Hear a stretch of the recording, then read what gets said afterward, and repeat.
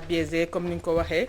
li nga xamante ne mooy commission ad hoc bi nu mu taxawee yooyu yëpp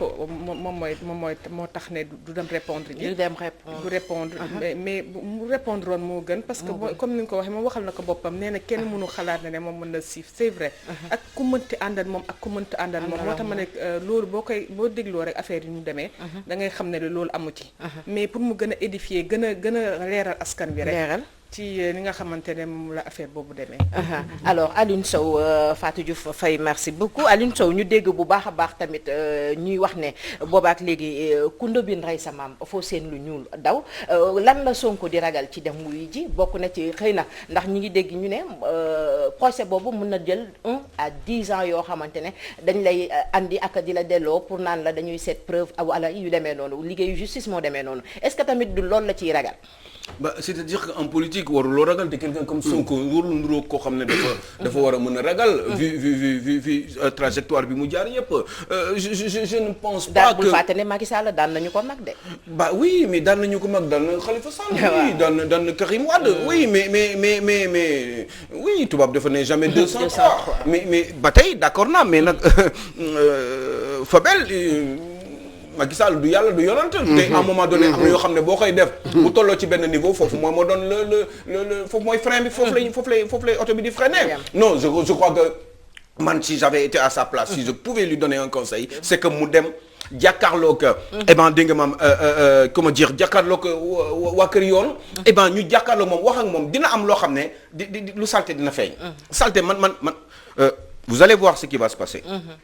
dina salté trop bu ñu jàkkaarloo woon parce que am na ay wax yoo xam ne dina fa génn et ça pourrait ridiculiser sa dignité personnelle lui en tant que Ousmane Sonko parce que quand même dem na fa nag te foofu mu dem viol mënu faa am ce n'est pas possible et puis ku xam la petite Adji Sarr fu mu jógee son itinéraire ak béréb yooyu li fay xew en général béréb yooyu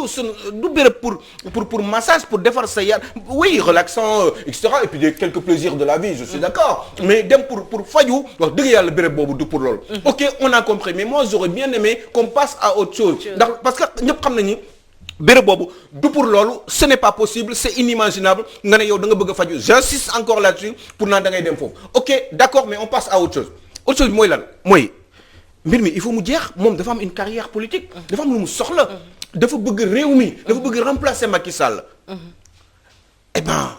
il doit y aller na dem jàkkaarloog ñoom dokki dina xaw metti torop waaye sénégalais yi lii mën nañ ko ci sax supporter après parce que quand même à un moment donné juger nit juste parce que dafa def erreur ay bu ñu doon juger un président ne ko yow mënoo nekk président wala yow diñu loo nekk président dëkk bi parce que di béréb sàngam nga dem wala béréb sàngam Sénégal kon kenn du ko jiite ndax ñi ko jiite ñoo pire que Ousmane Sonko alors moi je pense que ni ce n'est pas warul ragal loolu Ousmane Sonko est né en 1974 man de su ma nekkoon place am damay dem kaso même bu fekkee ni xam naa ni gars yi li ñu may fexal damay dem kaso même bu fekkee ni xam naa ni espèce de complot la parce que finalement ce n'est pas véritablement un complot mooy manigance yi ñuy teg ci nit boo xam ne yëgul li xew ñu préparel ko mais Ousmane Sonko a bien dit loolu mooy complot mooy ay manigance ci définition manigance ay mbir teg ko pour préparer fexel benn nit koo xam ne xamul li xew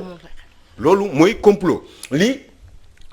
saisie d'opportunité laa ko mën a wooyee maanaam gars yi dañu gis benn occasion benn opportunité benn erreur rek exploiter ko et puis point barre c'est tout mais du complot un complot ce n'est pas comme ça ils ont le droit entre guillemets c'est malsain c'est indigne mais en politique yooyu dafay faral di am boo wëree sa adversaire ba xamuloo foo koy jaar nga jéem a def ay mbir comme yaa ngi fàttali ko guy gi lu ko xale bi defoon ba téye ko noonu rek ba damm baaraam yi nga ngi dégg pour ñu arrêter kii bi donc foofu la ñu jaar dañu mujjee arrêter kan moo gagné waaw c'est vrai kan moo gagné c'est vrai match ba tas donc moom forcément lii nii xamoon na ko donc ça ne peut pas être un complot c'est une saisie d'opportunité opportunité boobu la gars yi gis jàpp ko door ko mu daanu léegi nag ça ne veut pas dire qu'il est complètement terrassé il doit se relever parce que le peuple est avec lui pour au moins deux raisons parce que le peuple xam na ni lii warul tax ñu mën ko fi téye lii warul tax mu war a bañ a nekk président mais aussi de notre côté le peuple n'est pas content de ces gens qui sont au pouvoir donc il pourrait li may wax ni waxu conseiller la j'aurais pu le dire en secret mais li fii nii la war a mën a profiter saisir occasion bi comme ñële saisir nañ opportunité ba dugal ko ci tooxi doone boobu moom tam mu saisir occasion bi sacrifier boppam dem wuy ji même bu fekkee y a un risque pour gars yi téye ko ci kaso bi mu dem ñu téye ko ci kaso bi et je vous assure d'une chose je pourrais au moins lui garantir dans ce cas là ñaari mbir bu fekkee ne li ma wax ni def na ko moom mooy xaw ma ndax moom dina nekk président mais Macky Sall dina perte 2024 mu dem ak mu bañ a dem na 2024 moom Ousmane Sonko dugg na kaso mooy Macky Sall ne sera pas président de la République xaw ma ndax dina nekk candidat wala du nekk candidat mais n'importe comment dans toutes les situations Macky Sall ne sera pas président Ousmane Sonko dem nga kaso mooy Macky Sall du nekk président xaw ma nag ndax yow yaa koy remplacer wala keneen mooy saisir opportunité bi pour remplacer Macky Sall et te li ma leen di wax ni dañ koy jàpp bu leen ko gëm mais jàpp leen ko parce que l'histoire est un témoignage yow Ousmane Sonko gars yi saax-saaxee nañ la yóbbu la kaso mooy Macky Sall perte na président après 2024 bu ko yàlla reyul ci diggante bi mu gérer mandat ba 2024 il ne sera plus jamais président de la République après 2024 mu nekk candidat ak mu bay nekk candidat problème bi kay mooy li ma xamul mooy est-ce que moment boobu yow yaa koy remplacer wala keneen mooy saisir opportunité bi te bu dooree doon keneen feneen lay jóge ci opposition bi lay jóge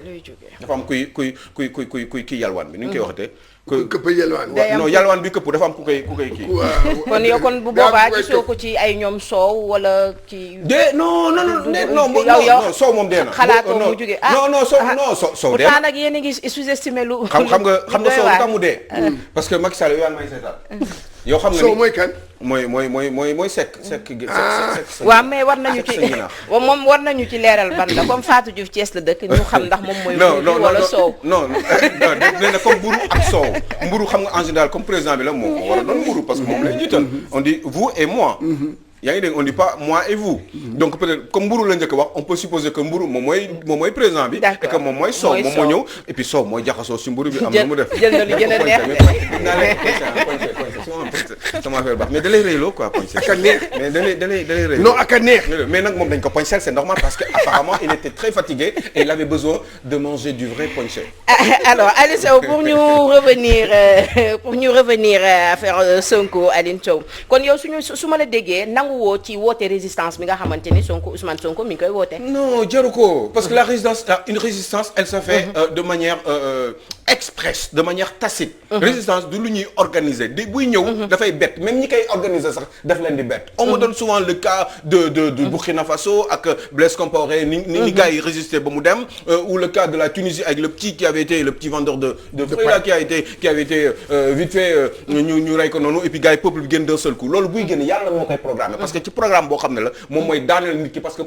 ay moyens la pour nit ki jóge ci nguur gi. du loo xam ne da nga seet leen rek. mais le 23 juin.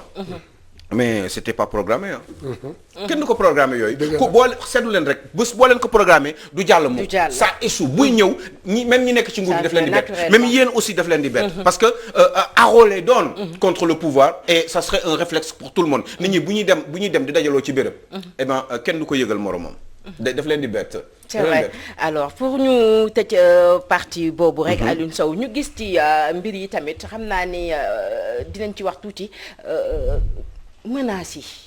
nga xam ne tey ku wax ci parti Sonko tey ñu menacé la feneen ku wax ci opposition bi pouvoir bi menacé la dem nañ ba nit ñi da ngay nekk plateau sax tu sens que les gens ne sont pas à l'aise pour wax ci li nga xamante ne moom mooy mbir mi lan mooy démocratie lan mooy liggéeyu journaliste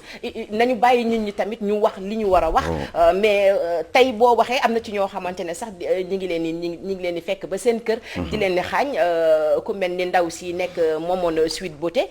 fekk nañ ko ba këram agressé jëkkëram et journalistes yu bëri ñu gis ni dañuy wàcc plateau rek jot ay menaces lan ngay wax ci côté boobu. mais oui man aussi dañu may saaga. dañu may saaga parce que mais bon en général da ngay gis sax ni ki lay saaga tey ñi nii ëllëg mooy naan la bravo aujourd'hui tey xàmme naa Aliou Sow quoi. en réalité waaw tey de la xàmme naa Aliou Sow soo mën a la mais Aliou Sow yow comprendre ma la et cetera da nga lunatique da nga ceci da nga cela mais en réalité c'est parce que loolu daf ko arrangé moment bi may wax daf ko arrangé. moom moo tax mu kontaan ci man. mais le lendemain peut-être que dinaa wax loo xam ne arrangé wu ko du kontaan ci man. ba pare bon après ils disent ay dañ koy compal quoi. man boo may compal compal ma 1 milliard dégg nga parce que bu ma compal ay 10 millions. dëgg parce que vraiment yooyu dugguma ci. non c'est juste pour au moins ça au moins. non c'est ridicule c'est parce que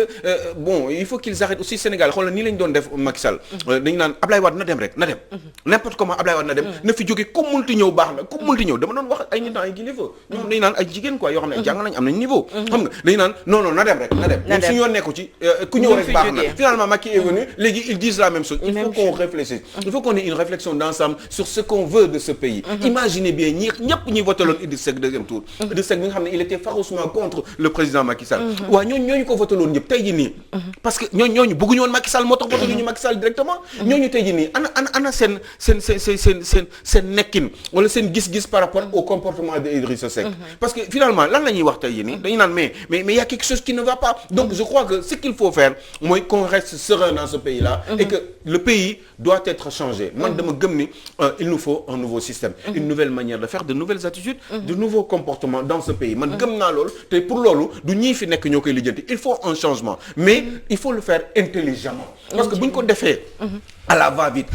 wala dans la brouille. bu boobaa ñii di jël soit aussi ci brouille la ñuy ñëwee xëy na dañ koy teer moment boobu rek parce que séddoo bi mooy tax mais bu ñu demee tuuti ba ci kanam rek comme li dal ñii eh ben di ngeen gis ni problème day amaat parce que ñii dañu dem ñii dugg ñii contrôle ñëw dugg si et cetera ñi nekkoon ci biir au départ dem et cetera comme li dal Macky Sall rek parce que y a beaucoup de gens yoo xam ne ils étaient avec Macky Sall et pourtant après gis ngeen fu ñu mujjee dañu mujjee bàyyi dem wala Macky Sall dàq leen wala yu demee noonu am na ñoo xam ne dañu contrôle Macky Sall et pourtant eh ben ñooñu tey yi nii ñooñu tey ñoom ñooy bénéficier des privilèges du pouvoir. Alors léegi qu'est-ce qu'il faut faire. moo tax ki nga xam ne mooy voter il faut qu'il soit absolument serein muy am seetlu. am gis-gis am di bàyyi xel. ci ñi nga xam ne ñoom lay voter parce que ñi nga xam ne ñoom la bëgg ñu diriger ko parce que finalement brouhaha bi wala kii bi rek. wala passion bi warul tax ñuy pousse seen bopp ne non diw la wala diw la wala diw la. ki war a jiite réew mi il faut qu'il y ait un programme solide il faut que ñu xam démbam il faut que mu doon nit ku taxaw. il faut mu doon koo xam ne wax dëgg yàlla jaar-jaaram mais yaa ngeen imaginer bi ñuy choisir Macky Sall mais lan la ñuy xalaatoon bi ñuy choisir Macky Sall mais ñëpp dañu amoon yaakaar ci ngandam yaakaar parce que dañ la loo xam ne moom mooy président bi ne non rupture non xam nga lan la woon boobu fekkoon na non xam nga lan la woon parce que dañ ne woon maanaam rupture totale que Macky Sall dina ko indi te ñëpp dañu yaakaaroon ne parce que moom mu ngi woon ci nguur googu ba gis après génn ci ñëw di ñaawlu doxale nu nguur googu ba tax na leen nag moom mu ngi ñëw léegi ñu ne bi ñu gisee loolu dégg nga ñu ne nag donc kii benn il est jeune et deuxièmement moom mii xam na ne que fee mu nekkoon foofu li ñu doon doxalee baaxul moom mu ngi wax changement bu ñëwee lépp dina changer loolu moo tax bon rapidement damay ñëw ci question bi nga mooy maanaam les menaces damay wax encore une fois nañu waxante dëgg les Sénégalais xamuñu luy dëgg xamuñu kuy wax dëgg xamuñu lu ñu xam kuy wax lu leen arrangé. ok bravo Cheikh Dieng. jeex na c'est bien vu. Sénégalais yi ñoo mel noonu. ñoom xam nañu ñoom ku leen arrangé. Aliou Sow mu ngi toog di wax. ki muy wax ñi muy arrangé dañuy naan woo. non waajaa nga woon waajaa ngi nii. waaye tey jii. keneen boo xam ne arrangé wu ko. da koy wax lu nekk lu ñaaw. loolu laa lay wax Sénégalais yi mu ñoo xamul. kuy wax dëgg ak dëgg. waaw nit ki nag. gis nga ay menaces waaye nag benn affaire dafa am gis nga boo am na yenn métiers yoo xam ne boo demee ba choisir ko. bul tiit bul ragal. parce que métier bi loolu la il faut que boo xamee loolu. boo xamee ne loolu sax gis nga souvent da ngay gis ne man. yàlla bi ma tiim bu ma gisee kenn ñëw na oui bravo man maa ngi naan si biir kenn kooku 10 ñu ngi may naan xamul dara. man noonu laa koy jàppee. bravo waaw Odo man noonu laa koy jàppee de. mais des fois du la tere aussi Cheikh Dieng. non du ma péter du parce que aussi xam nga des fois ñun aussi man personnellement man des fois damay dox di gestu. man il faut ma gestu. bu ma taxawee ci feu rouge damay yëkkati sama vitre. parce que nit mun na la bett aussi parce que. moom laa lay wax de sa propre personne. xam nga loolu rek déjà risque boo xam ne ñu ngi koy jël. mais yàlla baax na quoi parce que man de wax dëgg yàlla Fabel. man lu ma wax nii man dama soxla di nelaw di tranquille. parce que man lu ma wax rek dama kaa xalaat. affaire bi dañoo dem ba def ko match mu ngi mel ni Barça ak. Paris Saint-Germain léegi ay supporters lañ léegi bu fekkee da ngaa laal fii ñuy tëb. donc je pense que esprit fair play ko donc dafa war a am. am na solo Fatou Diouf da ngay gis mbir ni këtti ne jonn journaliste bi relaté les faits alors ni mu ko waxee tey journaliste moom dina wax mën na am beneen idée ci ni mu ko waxee woon ëllëg parce que tey information yi ngay am ëllëg mën nga ci am yeneen information yoo xamante ne xamoo ko woon tey alors ñu gis ci réseaux sociaux yi dañ naan la dañ lay yóbbu VAR parce que lii nga waxoon tey démb lii nga waxoon yooyu yëpp mu mel ni dina indi ay jiixi jaaxaa surtout jigéen ñi Fatou Diouf mi ngi may wax léegi naan ma bi ñuy waajal yaayam dafay sax inquiété wu buy dem da koy soñu naan ko bu wax ci problème boobu c'est très normal c'est très normal Charles René Fall bien que da nga xam nag nan nga war a nga taxawee bi ñu faralaate quand même on est là xam nga dañuy relayer information bi des fois ñu foog ne da nga partisan da nga jël kii da nga far fekk ne yow mu demee mooy li ma wax rek du question ne da nga faral mais